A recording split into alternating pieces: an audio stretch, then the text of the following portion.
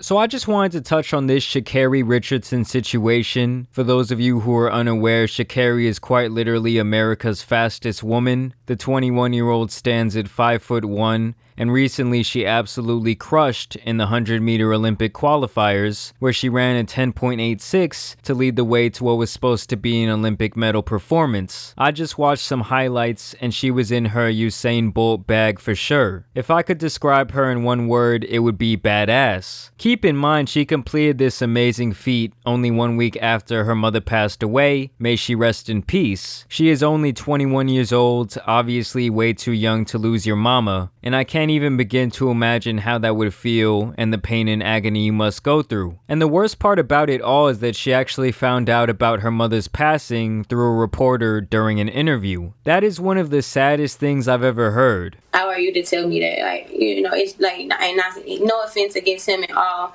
He's just doing his job, but definitely that sent me in a state of mind, in a state of emotional panic, if anything.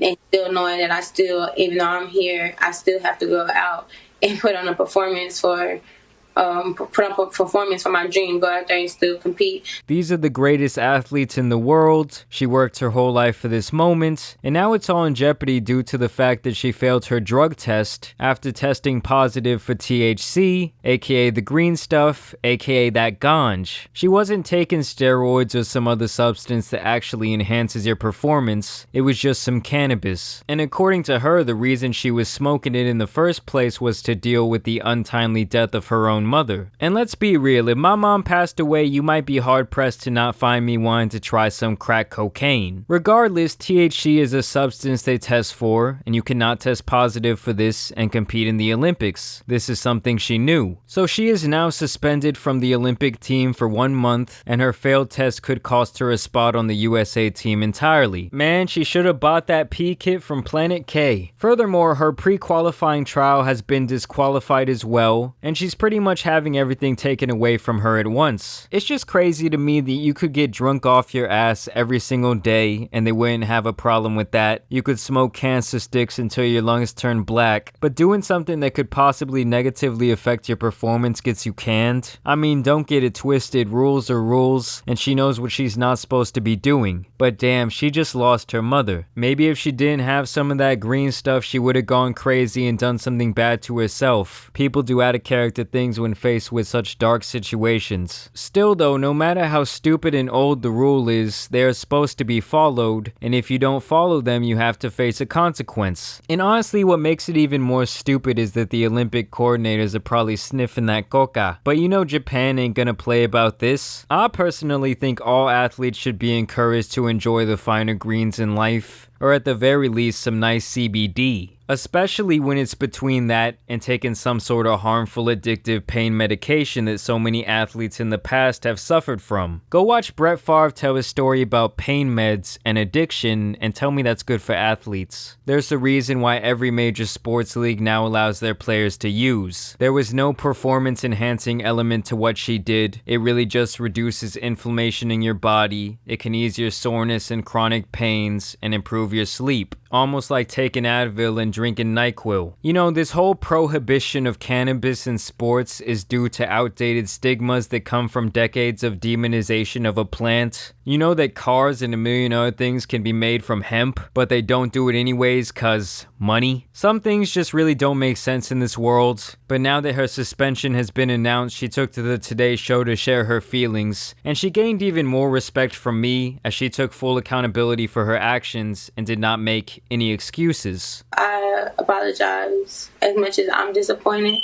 I know that when I step on the track, I don't represent myself. I represent a community that has shown me great support, great love. And to y'all, I failed y'all. And so I apologize for the fact that I didn't know how to control my emotions or deal with my emotions during that time.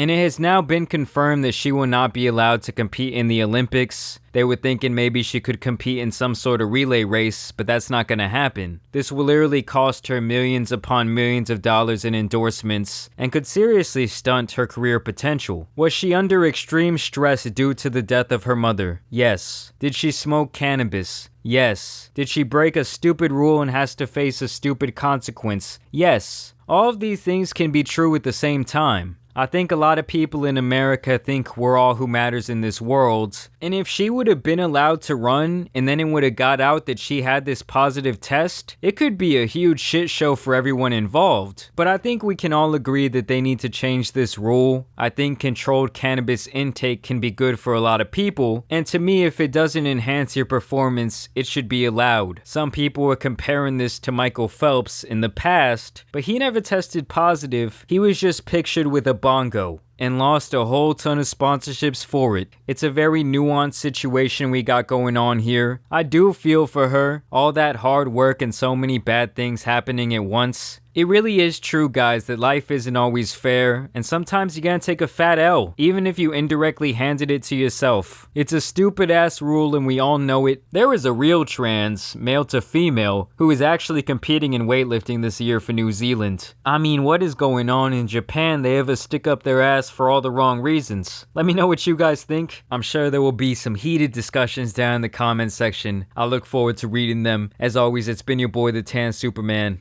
and I'm out. Peace! You better subscribe right now.